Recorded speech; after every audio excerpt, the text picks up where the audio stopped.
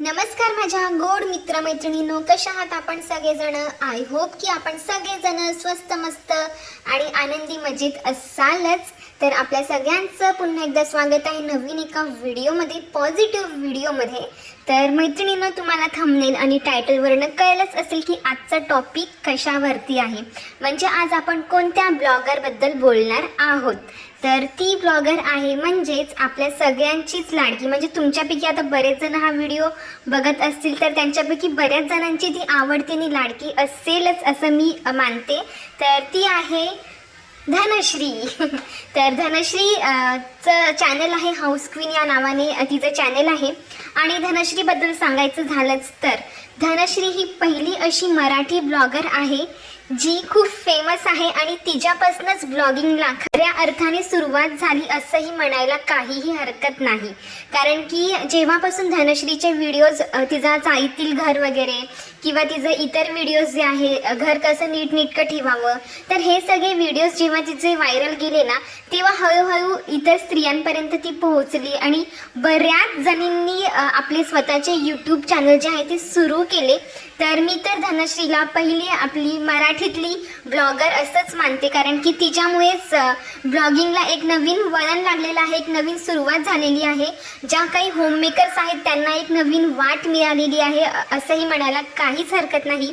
तर धनश्री खरंच तू आमची पहिली मराठीतली फेमस अशी ब्लॉगर आहेत। जसं की बघ ना, आता कुकिंगमध्ये आपल्या मधुराज रेसिपीच्या मधुराताई वगैरे आहेत, तर तशी तू ब्लॉगिंगसाठी आमच्यासाठी आमची पहिली ब्लॉगर आहे। त्याच्या आधी कोणी असतीलही पण ते तुझ्या इतके तरी म्हणजे त्यांना पॉप्युलॅरिटी नसेल भेटलेली किंवा प्रेम नसेल भेटलेलं, कारण की मी तर तुलाच ओळखते पासून मी व्हिडिओज बघायला लागली आहे ब्लॉगिंगचे वगैरे।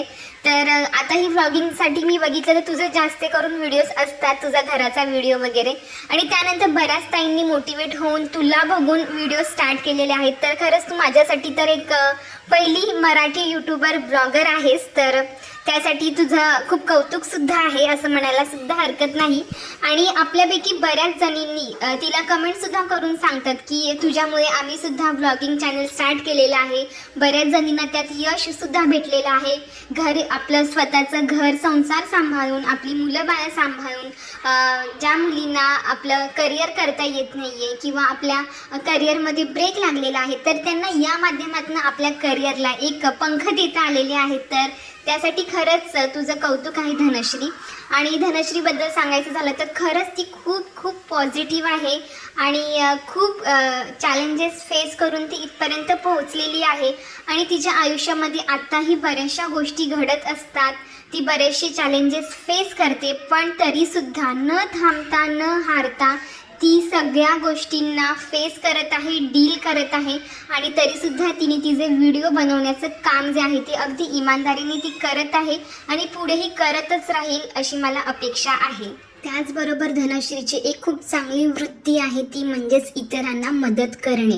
आता बरेचसे जे काही फेमस यूट्यूबर्स आहेत ते कधीही लहान यूट्यूबर्सला मदत करत नाहीत, पण तिने मी बघितलेलं आहे, तिने तिच्या चॅनलवरती जसं तिचं चॅनल ग्रोथ होत होतं तसं ती इतर लहान यूट्यूबर्सला सुद्धा मदत करत होती। म्हणजेच शॉर्टआउट तिने दिलेले आहे, बऱ्याच वेळेला तिने तिच्या चॅनलवरती शॉर्टआउट दिलेले आहेत। परत वेगवेगळे व्हिडिओजसुद्धा तिने बनवलेले आहेत नवीन यूट्यूबर्सला, जेणेकरून खूप चांगली मदत होईल।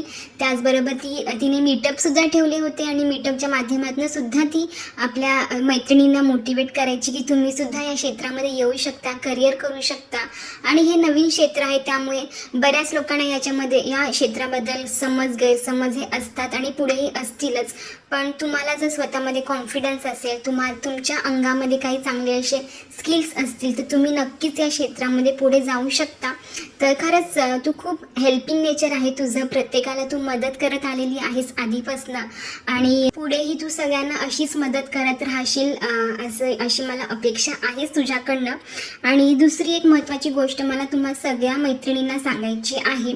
तर बघा, आता 5-6 महिन्यापासून खूप अशा आपल्या रोस्टर्स ताई ज्या आहेत त्या अचानकच अशा उगवल्या आहेत, आलेल्या आहेत आणि 3-4 जणी असतील त्या, तर त्यांनी म्हणजे रोस्टिंगच्या नावाखाली फक्त आणि फक्त 4-5 यूट्यूबर्सलाच टार्गेट केलेलं आहे. म्हणजे फक्त मोजून 4-5 यूट्यूबर आहेत, त्यांच्याबद्दलच सतत ह्या व्हिडिओ बनवत राहतात.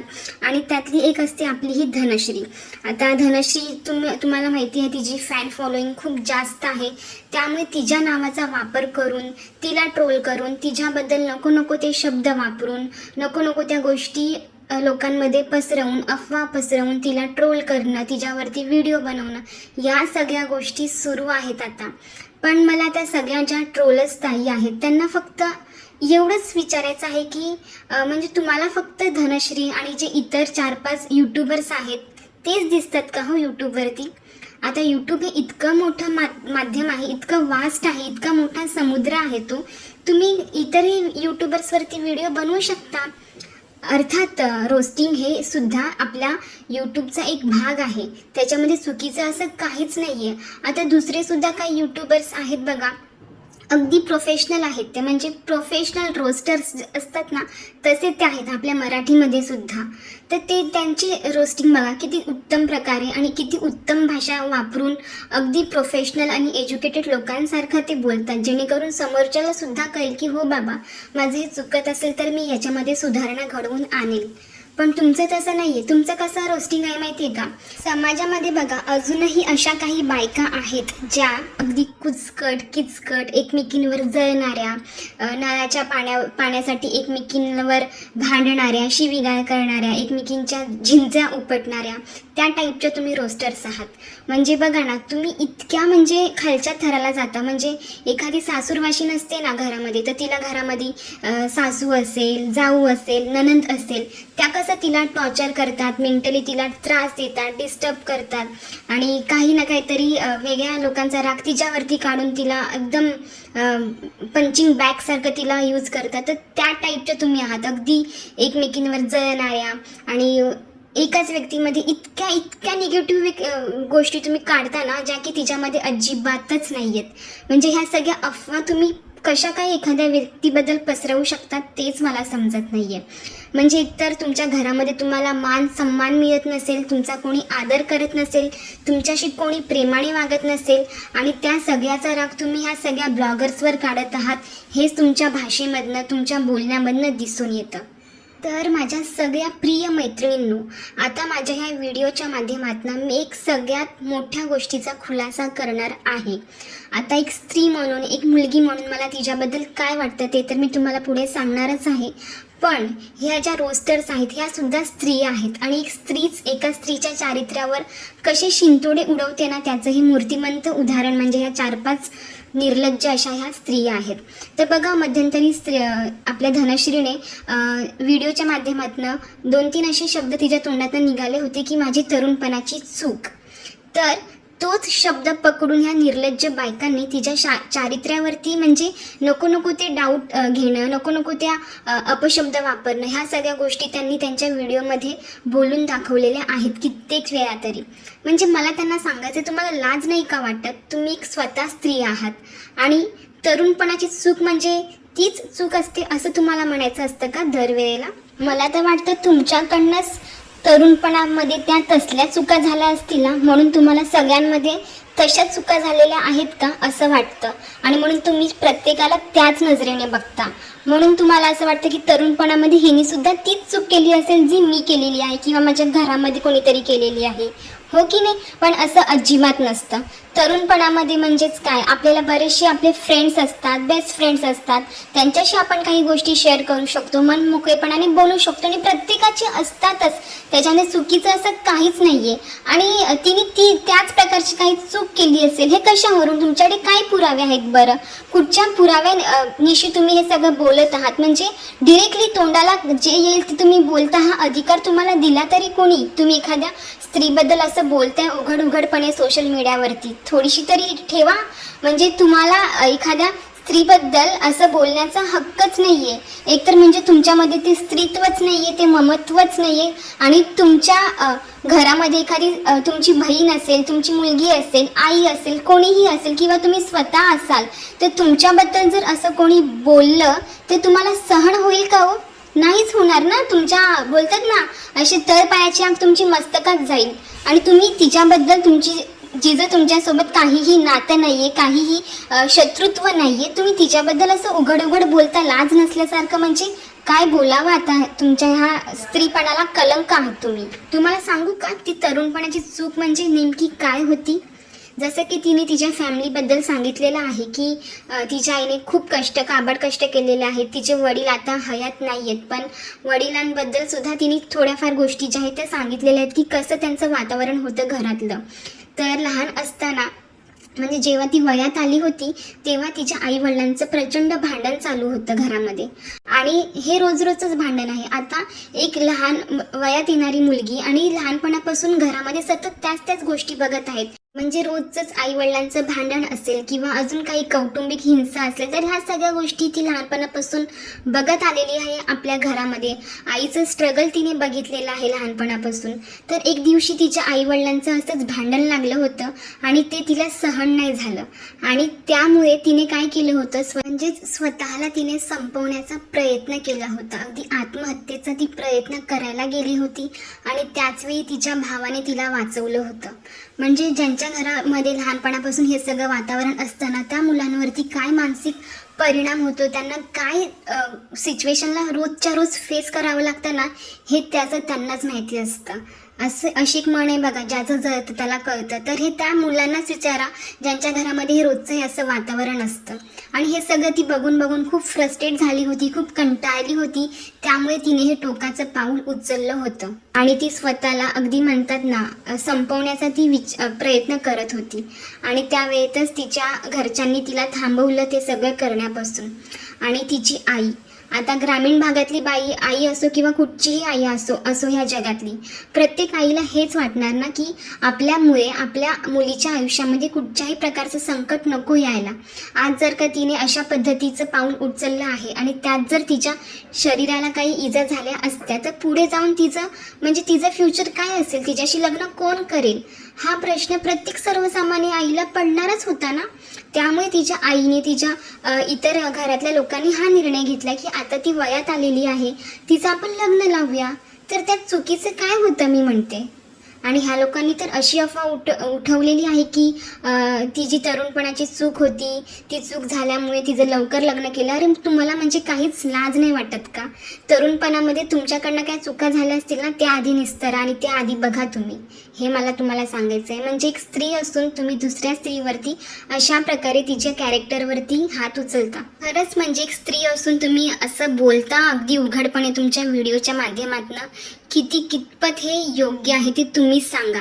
आणि अगदी आठवड्यातून 3 ते 4 वेळा फक्त आणि फक्त हिच्यावरतीच व्हिडिओ असतात का, तर हिच्यामुळे त्यांना व्ह्यूज पण चांगले मिळतात, पैसा पण चांगला कमवायला मिळतो. आणि तुमचा नेहमीच डायलॉग असतो की डॉलर छापते. अरे का छापू नये तिने डॉलर? ते तिच्या स्वबळावर छापत आहे, कष्टाने करत आहे सगळं. तुम्ही काय करत आहात? ती तरी पॉझिटिव्ह गोष्टी सगळ्या काही दाखवून चांगल्या मार्गाने ती पैसा कमवत आहे. तुम्ही काय करत आहात? एखाद्या व्यक्तीची बदनामी करत आहात, त्यांच्या कॅरेक्टरवरती तुम्ही हात उचलत आहात. नको ते अपशब्द एखाद्या व्यक्तींबद्दल बोलून तुम्ही पैसा कमवत आहात. म्हणजे काय तुम्ही खूप देवमाणूस झालात का? तुमचा हा पैसा किती तुमच्या सत्कारणी लागणार आहे हा तुम्ही विचार करा. आणि एक गोष्ट तुम्ही लक्षात ठेवा, जेही आपले हे रोस्टर्स ताई आहेत, ज्याप्रमाणे आशीर्वाद आपल्याला लागतात ना, त्याचप्रमाणे एखाद्याची हाय जी आहे ना, ती सुद्धा लय डेंजर असते बघा. ती सुद्धा तुम्हाला नक्कीच लागू शकते. त्यामुळे एक स्त्री म्हणून, मुलगी म्हणून तुम्हाला एवढंच सांगणं आहे की वेळीच सुधरा. आणि इतर जी यूट्यूबवरती घाण आहे ना, आता बऱ्याच अशा असतात यूट्यूबर्स किंवा सोशल मीडियावरती काम करणारे, जे खूप चुकीच्या गोष्टी लोकांपर्यंत, समाजापर्यंत पोहोचवत आहेत, खूप वाईट इन्फ्लुअन्स करत आहेत. काही तर असे पण आहेत ज्यांना आता जेलसुद्धा झालेली आहे. तुम्ही त्यांना का नाही पकडत बरं? उठसूट तुमचं ह्याच 4-5 जणांवर फक्त ट्रोलिंग असतं आणि त्यात महत्त्वाची म्हणजे असते धनश्री. का बरं? ठीक आहे, तुम्ही तिला ट्रोल करा, तिला रोस्ट करा, पण चांगल्या वेने करा. तिला महिन्यातून किंवा 2 महिन्यातून एखादा व्हिडिओ तिच्यावरती आला, ठीक आहे, पण तुम्ही कंटिन्यू अगदी हप्त्यातून 3-4 व्हिडिओ तिच्यावरतीच कंटिन्यू म्हणजे काहीच नाही, जनाची नाही मनाची तरी लाज ठेवा. तुम्ही एखाद्याला किती मानसिक त्रास देणार आहात? तुम्हाला माहिती आहे का ती आता कुठच्या मानसिक तणावाखाली असेल? ह्या सगळ्या तुमच्या घाणेरड्या कमेंट्स वाचून, तुमचे ते शब्द ऐकून तिला किती मानसिक त्रास होत असेल याची तुम्ही कल्पना तरी करत आहात का? त्यामुळे प्लीज तुम्हाला एवढंच सांगणं आहे की वेळीच सुधरा, कारण की देवाच्या काठीचा आवाज नसतो. प्रमोशन करते. अरे प्रमोशन मिळवण्यासाठी पण स्वतःची एक लायकी बनवावी लागते. तुम्हाला का बरं कोणी प्रमोशन देत नाही आहे? तुम्हाला का बरं प्रमोशन्स मिळत नाही आहेत?